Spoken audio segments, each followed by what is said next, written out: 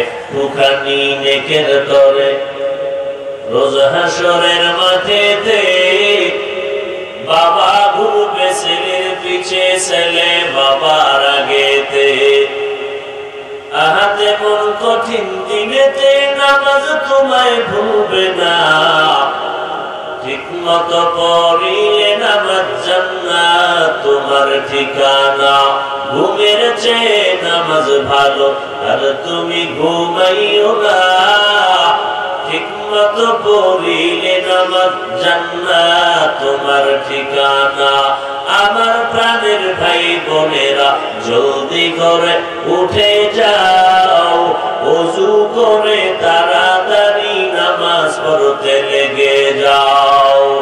আহা নবী বেনামাজির শাফাআত করিবেন না, ঠিক মতো পড়িলে নামাজ জান্নাত তোমার ঠিকানা।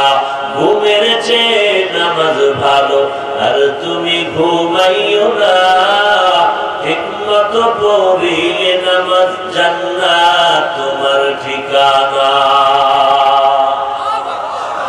পয়গম্বর বলেন বেঈমান আর মুমিনের ভেতরে একমাত্র ব্যবধান হলো নামাজ।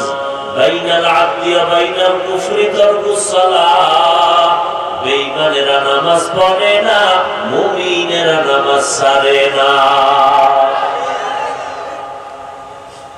নামাজ যার যত সুন্দর তার আমল তত সুন্দর, নামাজ যার যত ভালো তার আখলাক তত ভালো, নামাজ যার যত ভালো তার লেনদেন ভালো, তার ঈমান আমল ভালো, তার চরিত্র ভালো, তার জাহের বাতেন ভালো। যার জাহের খারাপ বাতেন খারাপ, ঝামেলা নামাজ তার সঠিক নেই। এজন্য আল্লাহ চ্যালেঞ্জ দিয়েছেন, ইন্নাস সালাতা তানহা আনিল ফাহশাই ওয়াল মুনকার ওয়া লাযিকরুল্লাহি আকবার।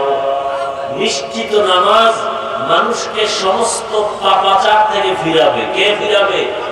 নামাজ। কিন্তু বহু নামাজি সুদের টাকায় ব্যবসা করে, বহু নামাজি নামাজ পড়ে মিথ্যা কথা বলে, বহু নামাজি নামাজ পড়ে আবার অন্যের হক নষ্ট করে। এর একমাত্র কারণ যেইভাবে নামাজ পড়া প্রয়োজন ওইভাবে তার নামাজ হয় না। যারা পড়ে না তো পড়েই না, যারা পড়ে যেভাবে পড়া প্রয়োজন ওভাবেও পড়ি না। নামাজ পড়তে মসজিদে যায় গেঞ্জি গায়ে দিয়া, যেই গেঞ্জির মধ্যে বাঘ ভাল্লুক বানরের ছবি লাগানো, এই হলো তার নামাজের মহব্বত। ময়লা পোশাক নিয়ে যায়, এই হলো তার নামাজের মহব্বত।